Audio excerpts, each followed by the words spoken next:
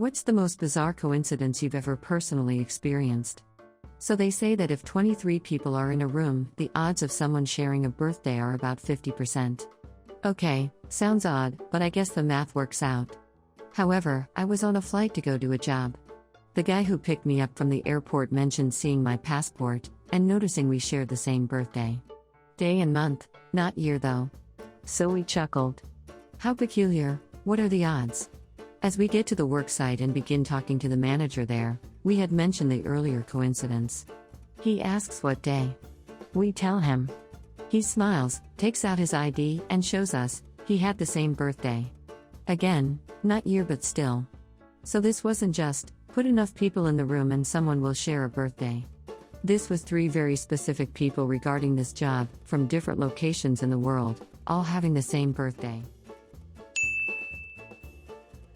One summer about 20-ish years ago, I was a little bored when I woke up and decided that for the whole day I was going to take something inconsequential from wherever I was and swap it for something everywhere I went. So like I started with a mug from my house, went to a friend's house, he swapped it for a pen or something, and so on.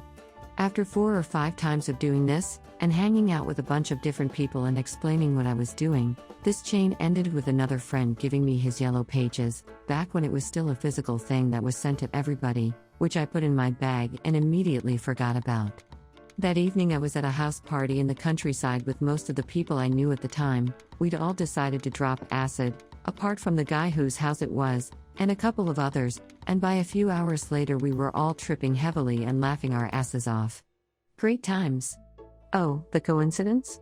A few hours after that, when things were starting to wind down, one of the girls in the group walks into the room and asks the owner guy, "Hey, do you have a yellow pages? I need to call a taxi and I don't have a number." He says, "Sorry, we don't have one." Do people even use yellow pages anymore? I'm still tripping, but I hear this and yell, "Wait, I do. Here you go." And I reach into my bag and pull out the yellow pages from earlier. She looks confused, takes it and asks me, "Why the fuck do you have this?" I look her dead in the eye and say I have absolutely no fucking idea. I traveled to Kyoto for business and ended up literally running into one of the nurses that I got to know when I was in physical therapy after a coma and numerous corrective surgeries for childhood injuries that never healed properly. Long story.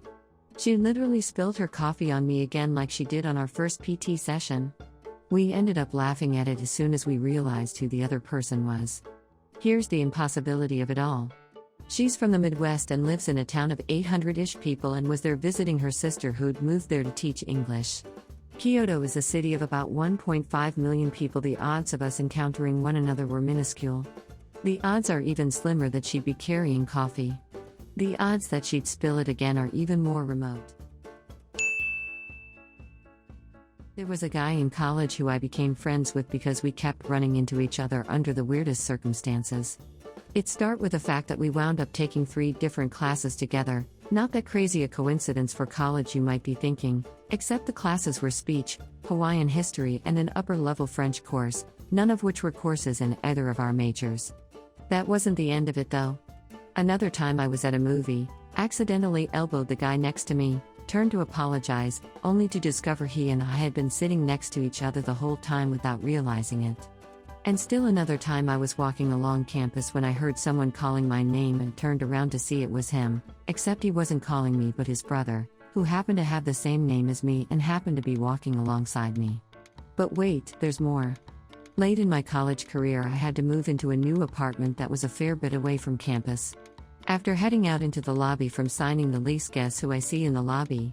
"Of course you live here," I said to him. "Actually it's my girlfriend who lives here," he said. One last one. I walked into a convenience store. The woman behind the counter squints at me and says, "Coincidence, guy's name?" "No," I correct her, "I'm me." Then she tells me about a guy who she became friends with because she kept winding up in unexpected college courses with him. It was the same guy. "You two look like you could be brothers though," she said to me. "No," I told her, "only brothers in coincidence." Worked nights as a nurse in a nursing home/rehab facility. Was approached by a recent stroke patient, a woman in her early 30s, asking for a single cloth work glove that she could cut the fingers out of, and where to curb the chafing on her palm caused by the WC wheel. The therapy department could have contacted Doc for an order, billed for an evaluation/treatment plan, and ordered some overpriced glove for her, and my patient might have a glove within a week. Or, I could stop at the hardware store on my way home, spend 99 cents, and have it to her later that night when I came back. No brainer. I left the facility that morning, and as I was warming up my car and sweeping the light coating of snow off the hood, I noticed a snowless patch of grass 4 to 5 in front of my car. Dead center in that spot was a single brown work glove. Looked brand new. And was for the same side hand she needed it for. Coincidence? I laughed hard and told God he had an awesome sense of humor. Battling rental management company over failure/refusal to fix the front porch roof that was caving in and basement/air conditioning that was flooding. Sent them an official notice of deficient conditions. That same day, the big book of bugs I ordered for my son off of Amazon arrived. I like to opt for the buy used option because the book gets a second life and has a history, and I think that's cool. It arrives on my doorstep and I open it to find a name tag with an oddly unique name I'd never heard on the cover, Bellicapuit. Out of curiosity I decided to Google it, and it was the very first search. A link to a court case, Bellica vs. Green, that ruled that landlords are responsible for repairs of the units they're renting. I was in utter shock when I read that.